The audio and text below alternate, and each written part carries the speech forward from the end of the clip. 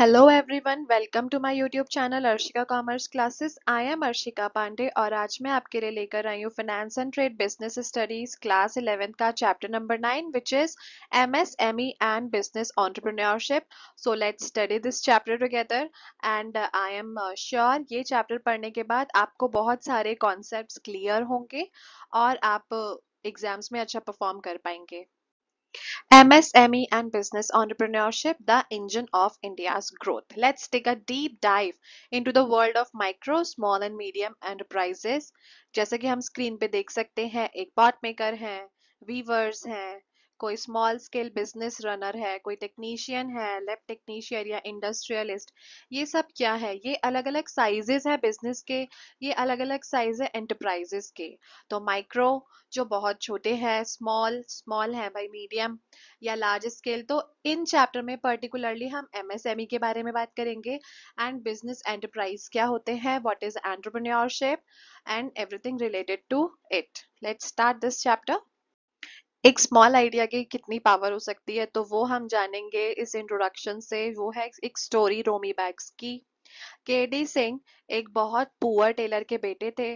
मणिपुर की कैपिटल इम्फाल से वो लोग बिलोंग करते थे। वहां पे उनके फादर एक टेलर थे। वो जो भी छोटा मोटा काम आता था उससे अपना घर चलाने का काम करते थे।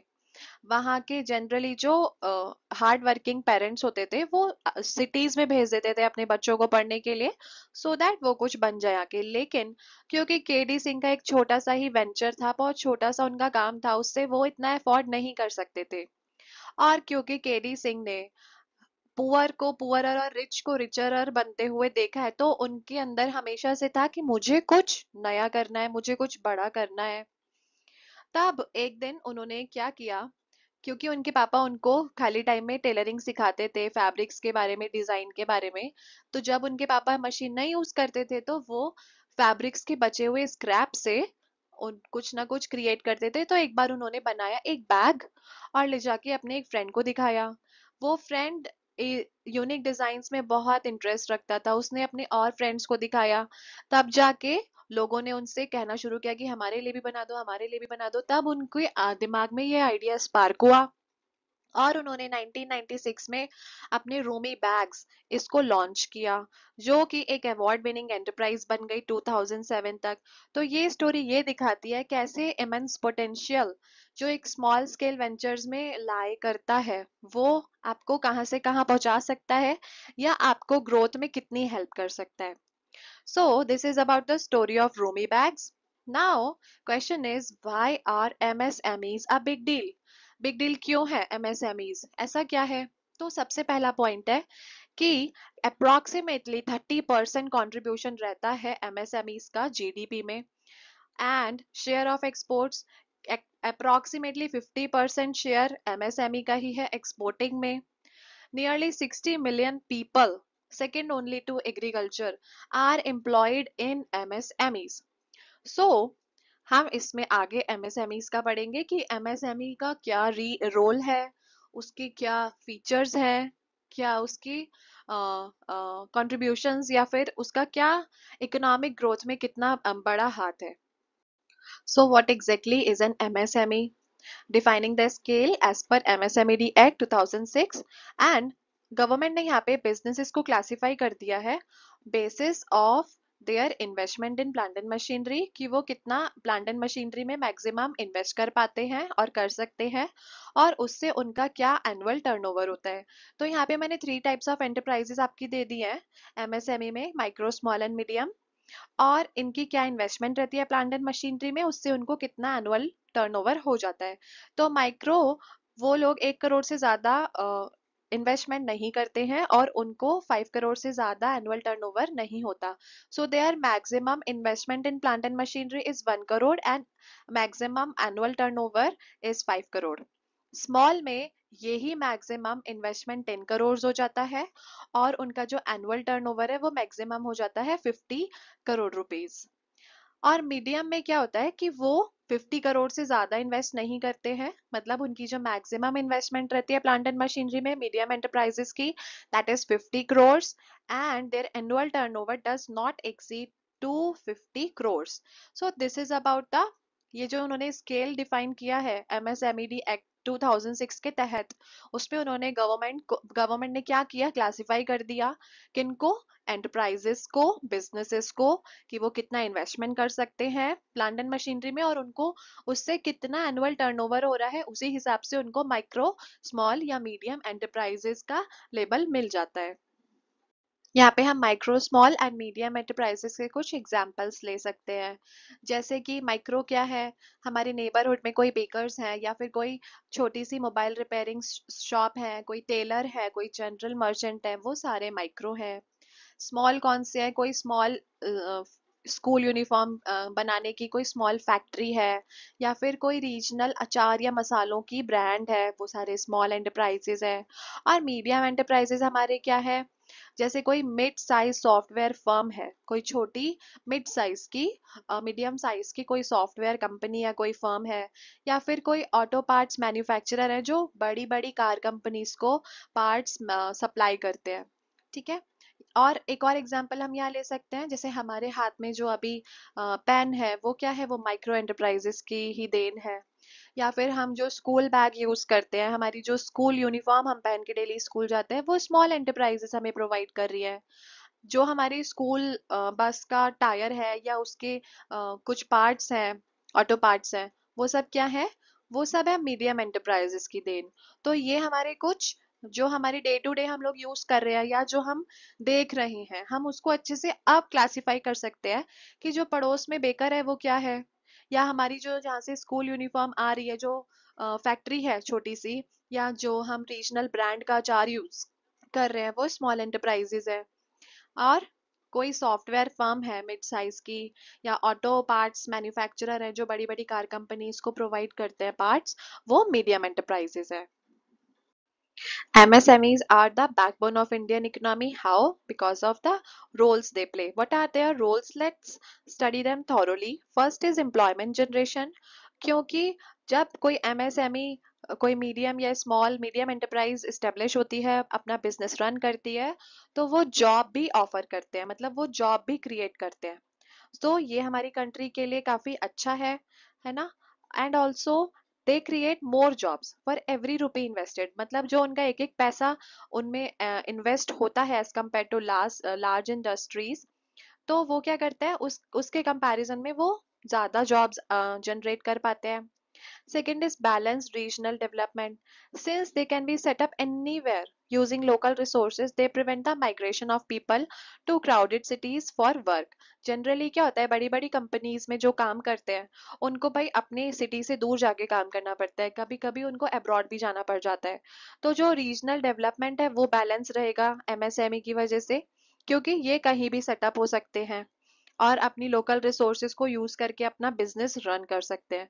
तो इससे क्या होगा, जो माइग्रेशन है लोगों का बड़ी क्राउडेड सिटीज की तरफ काम करने जाने के लिए, वो प्रिवेंट हो जाता है। Third is incredible product variety. They produce everything from simple goods like soap, क्योंकि जो एमएसएमईज है वो हर चीज प्रोड्यूस कर रहे हैं। जो सिंपल गुड्स हैं जैसे सोप्स हैं, स्टेशनरी हैं, वहां से लेके highly sophisticated components for satellites like Mangalyaan और चंद्रयान 2 में भी जो पार्ट्स यूज हुए हैं वो एमएसएमई से ही निकले हैं। तो इनकी जो प्रोडक्ट वैरायटी है वो काफी इनक्रेडिबल है, क्योंकि ये सिंपल प्रोडक्ट से लेके कॉम्प्लिकेटेड सोफेस्टिकेटेड सामान भी मैन्युफैक्चर कर सकते हैं। Next is nurturing entrepreneurship. They provide the perfect platform for individuals with talent and skills to start their own businesses with minimal investment. मतलब जो जिन लोगों में अच्छे टैलेंट, जो मतलब जो इंडिविजुअल्स हैं जिनके पास टैलेंट है, वो स्किल्ड हैं, वो बहुत कम इन्वेस्टमेंट से अपना बिजनेस सेटअप कर सकते हैं और उसको रन कर सकते हैं। तो एंटरप्रेन्योरशिप को ये नर्चर करता है, ये उन्हें बढ़ावा देता है। Final is low cost of production, क्योंकि ये जो एमएसएमईज है ये लोकल रिसोर्सेज ही यूज करते हैं, और इनके ऊपर खर्चे भी कम है, इनके ऊपर लोन्स भी कम है, हैविंग लोअर ओवरहेड्स, ये उनको हाईली कॉम्पिटिटिव बना देता है। तो लो कॉस्ट ऑफ प्रोडक्शन। अब एमएसएमईज के रास्ते में कुछ हर्डल्स भी हैं, कुछ मेजर प्रॉब्लम्स हैं जो एमएसएमईज को फेस करनी पड़ सकती हैं या करनी पड़ जाती हैं अधिकतर। वो फाइनेंस से रिलेटेड हो जाती हैं, because finance is the life blood of any business. Raw materials, managerial skills and marketing. तो फाइनेंस में हम देख लेते हैं कि बिगेस्ट चैलेंज है। क्यों? क्योंकि मैंने जैसे कहा कि फाइनेंस क्या है, लाइफ ब्लड है या वो फ्यूल है एक बिजनेस नाम के इंजन को चलाने के लिए। So difficulty getting bank loans without collateral, मतलब जब तक वो अपने कोलेटरल, अपने प्रॉपर्टी या एसेट्स नहीं प्रेजेंट करेंगे डॉक्यूमेंट फॉर्म में, तब तक उनको बैंक लोन्स लेने में काफी डिफिकल्टी फेस करनी पड़ सकती है। और उनके जो डे टू डे ऑपरेशंस हैं, जैसे कुछ भी ऑपरेशनल कॉस्ट जिसे हम कहते हैं, वो उसके लिए उनको लैक ऑफ फंड्स फेस करना पड़ता है, मतलब उनको वर्किंग कैपिटल की कमी पड़ जाती है। They are often force to borrow from money lenders at very high interest rates. उनको, क्योंकि जब उनको बैंक्स या फाइनेंशियल इंस्टीट्यूशंस कोलैटरल के वजह से उनको फंड्स प्रोवाइड नहीं कर पाएंगे, तब क्या होगा, वो फोर्स हो जाएंगे किसके लिए, मनी लेंडर्स से हाई इंटरेस्ट रेट्स पे पैसा बोरो करने के लिए। तो पहला हमारा आ जाता है फिनेंस। दूसरा आ जाता है रॉ मटेरियल।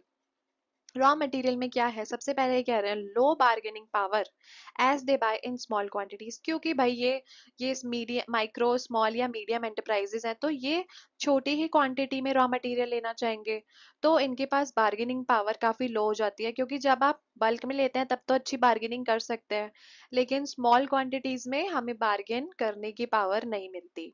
सो ये एक चैलेंज है। Second is often have to compromise on quality और पे हायर प्राइजेस। या तो उन्हें क्वालिटी पे कॉम्प्रोमाइज करना पड़ जाता है, या फिर अगर अच्छी क्वालिटी लेते हैं तो उसके लिए हायर प्राइजेस देने पड़ जाते हैं। तो ये आ गया एक हर्डल। तीसरा है managerial skills, usually run by a single person. Generally क्या होता है कि जो एमएसएमईज हैं, ये सिंगल पर्सन ही चला रहा होता है, जो या तो वो टेक्निकल एक्सपर्ट हो सकता है, लेकिन हो सकता है कि उसको मार्केटिंग स्किल्स ना हो, उसको अकाउंटिंग के स्किल्स ना हो, सेल्स के लिए उसके पास बहुत अच्छी नॉलेज ना हो। तो ये यहाँ पे मैनेजरियल स्किल एक बड़ा इशू आ जाता है एमएसएमई रनर्स के लिए। Then comes the marketing, because dependence on middleman who eat into their profits. मतलब क्या होता है कि ये किसी मिडिलमैन से इनको कांटेक्ट करना पड़ जाता है कि भाई हमने ये प्रोडक्ट बनाया है और प्लीज आप इसको एडवर्टाइज या मार्केट करने में हमारी हेल्प करो। तो वो क्या कर लेते हैं, वो उनसे काफी ज्यादा पैसा खा जाते हैं, तो उससे उनके प्रॉफिट्स में काफी असर पड़ता है। तो ये डिपेंडेंस जो है मिडिलमैन पे, ये इनके लिए एक हर्डल है। Second is can not afford large scale advertising और अ डेडिकेटेड सेल्स टीम। क्योंकि ये तो एमएसएमई है, इनकी जो इन्वेस्टमेंट या कैपिटल है, जो इन्होंने इन्वेस्टमेंट करा है वो काफी कम किया है, तो इनका उतना अच्छा बजट नहीं है। तो ये लार्ज स्केल एडवर्टाइजिंग में इन्वेस्ट नहीं कर सकते, अफोर्ड ही नहीं कर सकते, तो उनको ये मार्केटिंग का इशू भी फेस करना पड़ जाता है। So this is about the hurdles on the path of MSME businesses. या हमने एक एग्जाम्पल ले लिया है एक पर्सन का, जो एक स्मॉल बिजनेस ओनर है, वो लोन लेने की कोशिश करता है, और दूसरे साइड है एक बैंक मैनेजर जो मांग रहा है उससे डॉक्यूमेंट्स या कोलेट्रल। ये क्या कर रहा है यहाँ पे, क्योंकि भाई जो एमएसएमई रनर्स हैं, जो ये छोटे एंटरप्राइज एंटरप्रेन्योर्स हैं, उनके पास कोलेट्रल नहीं है या उनके पास एसेट्स भी नहीं है। तो यहाँ उनको क्या फेस करनी पड़ जाती है, प्रॉब्लम फेस करनी पड़ जाती है लोन लेने के लिए। So this vividly illustrates the finance problem. यहाँ मैंने एक एनालॉजी दी है, जैसे कि एक स्मॉल प्लांट है, वो कैसे करके कंक्रीट क्रैक्स में से ग्रो करने की कोशिश कर रहा है। तो यही उनका स्ट्रगल भी है, किनका, जो स्मॉल बिजनेस ओनर्स हैं या माइक्रो या मीडियम बिजनेस ओनर्स हैं। दो this is about the struggles they face in their day to day routines. अब हम बात कर लेते हैं एंटरप्रेन्योरशिप के बारे में। जितनी टर्म ये कॉम्प्लिकेटेड सुनने में लग रही है, ये उतना ही सिंपल कॉन्सेप्ट है। ठीक है, तो सबसे पहले मैं आपको बता देती हूँ कि एंटरप्रेन्योरशिप होता क्या है। It is not just starting a business, मतलब सिर्फ आपने बिजनेस को स्टार्ट कर दिया और आप एंटरप्रेन्योर बन गए। No, wrong. लेकिन जो बिजनेस को स्टार्ट करने के जो इनिशियल से लेके लास्ट स्टेप्स तक है पूरा प्रोसेस, वो पूरा प्रोसेस है एंटरप्रेन्योरशिप। कैसे? कि उसमें कुछ क्वेश्चंस आ गए आपके। हु, मतलब कौन है उसके पीछे, जो जिसके दिमाग में एक आइडिया स्पार्क हुआ है। देन हाउ, उसने ऐसा क्या किया, कैसे किया कि उसका एक आउटकम निकला। आउटकम निकला इज द व्हाट, क्या आउटकम निकला, ठीक है। तो हु, किसने किया भाई, एंटरप्रेन्योर ने किया। तो एंटरप्रेन्योर क्या है, एक पर्सन है, एक इंडिविजुअल है जिसके दिमाग में कोई आइडिया स्पार्क हुआ है, ठीक है। उसको एक बहुत अच्छा आइडिया आया और उसने उस पे काम करना शुरू किया। तो किसने किया, सबसे पहले एंटरप्रेन्योर ने, ठीक है। अब पूरा प्रोसेस, भाई हाउ, हम हाउ की बात कर रहे हैं, सेकंड क्वेश्चन इज हाउ। तो तो process of setting up the business, जो पूरा प्रोसेस है बिजनेस को सेट करने का, from its first initial steps to the final ones, वो पूरी प्रोसेस को हम कहते हैं एंटरप्रेन्योरशिप, ठीक है। अब आ जाता है what, that is the outcome. हम किसके बारे में यहाँ बात कर रहे हैं, आउटकम के बारे में। वो आउटकम क्या है, एंटरप्राइज है। Enterprise is the outcome which is the business unit itself. Okay जो बिजनेस यूनिट है, जिसको सपो फर्स्ट इज, एक पर्सन को आइडिया आता है, वो उसके पूरे प्रोसेस में लग जाता है, उसकी प्लानिंग करना, उसको रजिस्टर रजिस्टर करना, उसको इनकॉर्पोरेट करना, फिर उसके लिए कैपिटल को जोड़ना या इकट्ठा करना या कहीं से लेना, वो दैट इज हिज थिंग, ठीक है। उसका जो आउटकम हुआ, ठीक है, उस पूरे बिजनेस का जो आउटकम हुआ वही एंटरप्राइज है। सो आई थिंक अब आपको अच्छे से क्लियर हुआ होगा कि एंटरप्रेन्योरशिप क्या है, एंटरप्रेन्योर क्या है या एंटरप्राइज क्या है। आगे हम बात कर लेते हैं इसके कुछ फीचर्स के बारे में, इसके की कैरेक्टरिस्टिक्स क्या है। सबसे पहला है, इट्स अ सिस्टमैटिक एक्टिविटी। ये कोई कोई तुक्का या कोई लक नहीं है, but it is a full fledged planned process, ठीक है। तो ये एक सिस्टमैटिक एक्टिविटी है, ये एक प्लान प्रोसेस है। दूसरी बात आ जाती है यहाँ इनोवेशन की। मतलब आपको एक कुछ नया आइडिया स्पार्क होना चाहिए, आपको कुछ नया करना है, कुछ हटके करना है, या जो ऑलरेडी मार्केट में है उसको प्रोक्योर कैसे किया गया था या मैन्युफैक्चर कैसे किया गया था कि कॉस्ट ऑफ प्रोडक्शन कटे और उसमें कुछ इनोवेशन रहे, है ना, उसकी क्वालिटी इंप्रूव हो। तो उसका जो पूरा प्रोसेस था उसको अच्छा करना, बेटर करना, ठीक है। तो innovation is finding new ways to do things, creating new product service और अ बेटर प्रोसेस। और इसी को हम कहते हैं एंटरप्रेन्योरशिप का हार्ट। तो एंटरप्रेन्योरशिप का हार्ट क्या है, इनोवेशन। तीसरी बात यहाँ आ जाती है ऑर्गेनाइजेशन ऑफ प्रोडक्शन की, कि आपको लैंड, लेबर, कैपिटल, मशीनरी को एक साथ लाना होता है टू क्रिएट वैल्यू। मतलब जब आप अपनी सारी चीजों को, इनको हम कहते हैं फैक्टर्स ऑफ प्रोडक्शन, ठीक है। जब इन सारी चीजों को, सारे फैक्टर्स ऑफ प्रोडक्शन को एक साथ लाके कोऑर्डिनेट करके एक वैल्यू को क्रिएट करना, वही है ऑर्गेनाइजेशन ऑफ प्रोडक्शन। कि आपने जो प्रोडक्शन को ऑर्गेनाइज किया है वो कैसे किया है, वो आपको यहाँ पे करना आना चाहिए in good entrepreneurship. So bringing together land, labor, plant and machinery या capital to create value. था फोर्थ आ जाता है हमारा कैलकुलेटेड रिस्क टेकिंग, कि entrepreneurs डोंट गैम्बल ब्लाइंडली। मतलब वो कोई ऐसे अंधे नहीं खेलते हैं, मतलब तुक्के नहीं मारने आपको यहाँ पे। आपके जो रिस्क है, आपके जो टैक्स होना चाहिए, वो सब बहुत कैलकुलेटेड होना चाहिए। They take calculated risk where they believe their skills can ensure success. जहाँ पे उन्हें लगता है कि जो उनके स्किल्स हैं वो फेवरेबल हैं या उनको सक्सेस दिला सकते हैं, वहीं पे वो रिस्क लेते हैं। So they take calculated risk where they believe their skills can ensure success. तो यहाँ पे मुझे लगता है ये कॉन्सेप्ट अच्छे से क्लियर हो गया होगा कि एंटरप्रेन्योरशिप क्या है, एंटरप्रेन्योर क्या है, एंटरप्राइज क्या है, और उनके की फीचर्स क्या है। तो इन की फीचर्स को हेडिंग वाइज आप एकदम अच्छे से याद कर लेंगे तो आपका कॉन्सेप्ट भी क्लियर होगा। और इसके एग्जाम में जो क्वेश्चन अगर ये आता है तो वो आप अच्छे से आंसर कर पाएंगे। लेट्स मूव आगे, हम क्या पढ़ेंगे, अब पढ़ते हैं हम लोग आईपीआर के बारे में। या सबसे पहले हम जान लेते हैं कि आईपी क्या होता है। So what is intellectual property, IP. IP refers to creation of the mind. मतलब क्या होता है कि जैसे मैंने बताया अभी, एंटरप्रेन्योरशिप का हार्ट क्या है, इनोवेशन। इनोवेशन कैसे आएगी कि आपके दिमाग में कोई आइडिया स्पार्क हुआ और आपको लगा कि ये तो बेस्ट आइडिया है and nobody can copy it. लेकिन यू नेवर नो, कोई आपका आइडिया चुरा सकता है, कोई आपके जो इनोवेशंस हैं उनको चुरा सकता है या उनको खुद का बता सकता है। तो हम आईपी में यही पढ़ेंगे कि हम अपनी इंटेलेक्चुअल प्रॉपर्टी मतलब जो हमारे दिमाग की उपज है, हमारी क्रिएशन ऑफ माइंड है, उसको हम कैसे प्रोटेक्ट कर सकते हैं। ठीक है, तो IP refers to creation of mind. Creation of mind मतलब हमारे दिमाग में क्या क्या क्रिएशन हो सकती है भाई। इन्वेंशन करना है, वो हमारे दिमाग में ही आता है। लिटरेरी हो गया, आर्टिस्टिक वर्क हो गए, डिजाइन, सिंबल, नेम, ये सब कहाँ से आता है। हमारा माइंड ही तो हमें हम जब माइंड को यूज कर रहे हैं या उसको एक्सरसाइज कर रहे हैं तो हमें अच्छे अच्छे इनोवेशंस पता चलते हैं, हम कुछ कुछ इन्वेंट कर डालते हैं। ठीक है, तो आईपीआर क्या करता है। आईपीआर देता है क्या, क्रिएटर एक्सक्लूसिव राइट्स। मतलब जो आपका इन्वेंशन है या जो आपका आर्टिस्टिक वर्क, डिजाइन, सिंबल या नाम जो कुछ भी है, आपकी जो इनोवेशन है, आपको उसके ऊपर एक्सक्लूसिव राइट मिल जाता है कि for a certain period of time ये सिर्फ आपका है और आपके अलावा इसको कोई यूज नहीं कर सकता। तो जितना सुनने में ये कॉम्प्लिकेटेड लग रहा था उतना है नहीं। ठीक है, तो अब मुझे लगता है इंटेलेक्चुअल प्रॉपर्टी आपको पता चल गया, इंटेलेक्चुअल प्रॉपर्टी राइट क्या है। अब हम ये जान लेते हैं कि आईपीआर क्यों क्रूशियल होता है एंटरप्रेन्योर्स के लिए।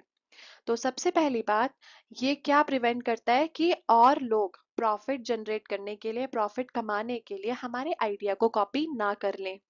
दूसरी बात, it allows you to earn recognition. मतलब ये क्या करता है, जब आपको आईपीआर मतलब आपके पास आईपीआर है, कॉपीराइट हो गया या ट्रेडमार्क हो गया, ये सारे हमारे आईपीआर्स होते हैं, वो हम अभी नेक्स्ट स्लाइड में पढ़ेंगे। तो जब हम हमने अपने आइडिया को सिक्योर कर लिया है, तब हमें क्या मिलता है, हमें we earn recognition, we earn financial benefit, हमारी गुडविल हम कमा लेते हैं।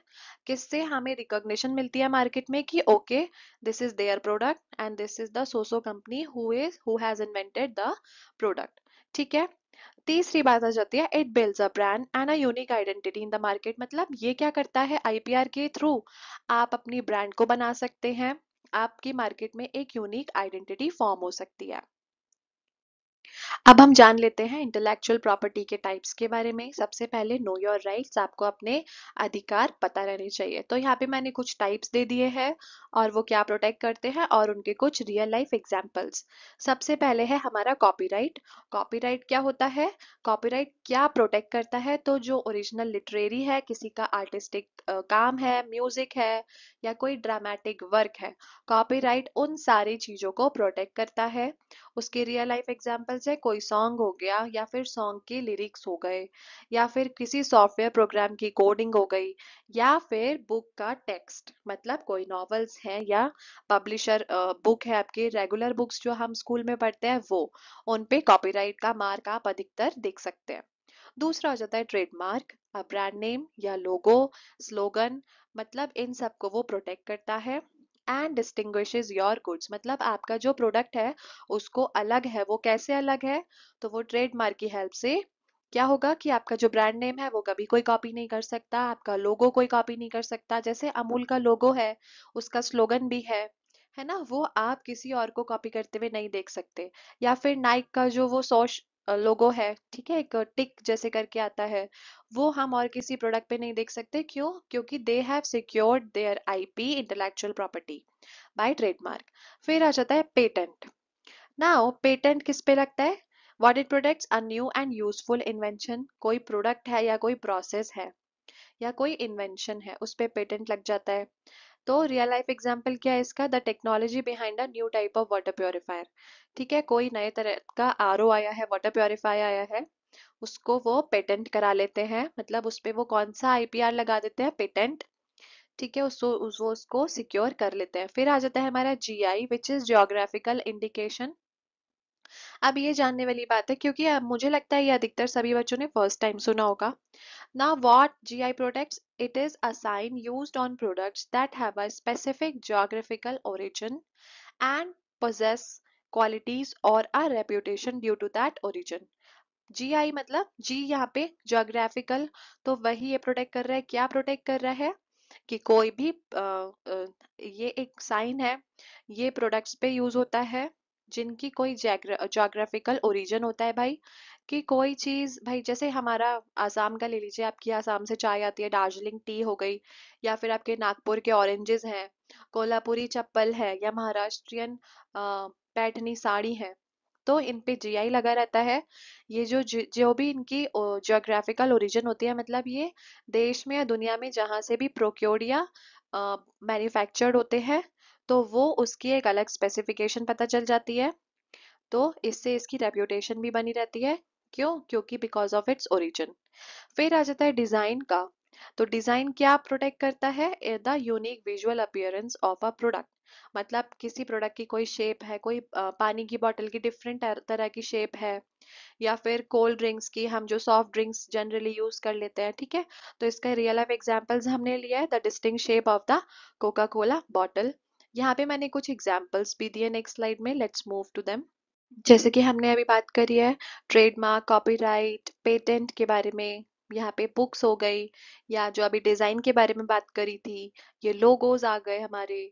या फिर जोग्राफिकल इंडिकेशन तो जो था जीआई, ठीक है, पैकेजिंग एंड वाटर प्योरीफायर्स वाला। So this is about the types of IP. अब हम बात कर लेते हैं कि हमारी एमएसएमईज को गवर्नमेंट का क्या सपोर्ट है और उनका आगे क्या फ्यूचर हो सकता है गवर्नमेंट सपोर्ट के चलते।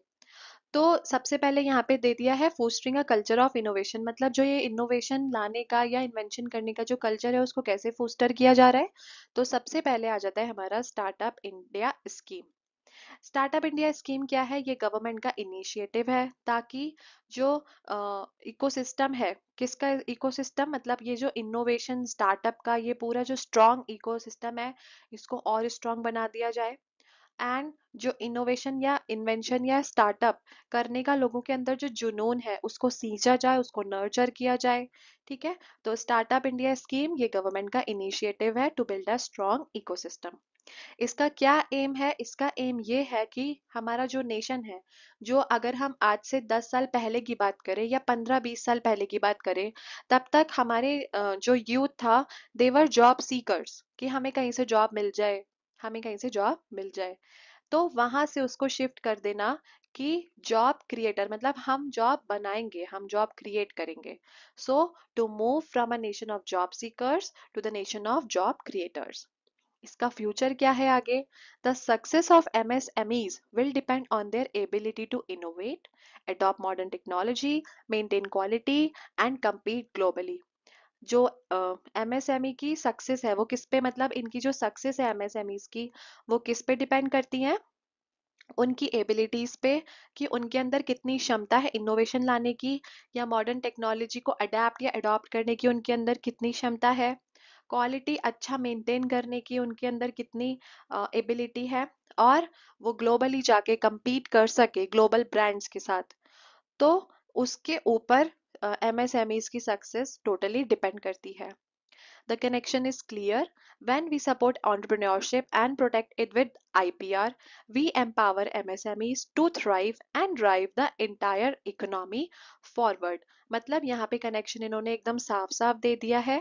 जब हम entrepreneurship को सपोर्ट करते हैं और हम अपने entrepreneurship को IPR से प्रोटेक्ट कर लेते हैं, वी एम्पावर MSMEs, हम माइक्रो स्मॉल मीडियम एंटरप्राइजेस को एम्पावर करते हैं, उनको और पावर प्रोवाइड करते हैं कि वो इकोनॉमी में आगे जाके और अच्छे से बढ़ चढ़ के हिस्सा ले, या इकोनॉमी को इकोनॉमिक ग्रोथ में और बढ़ चढ़ के उसमें वो भागीदारी निभाएं।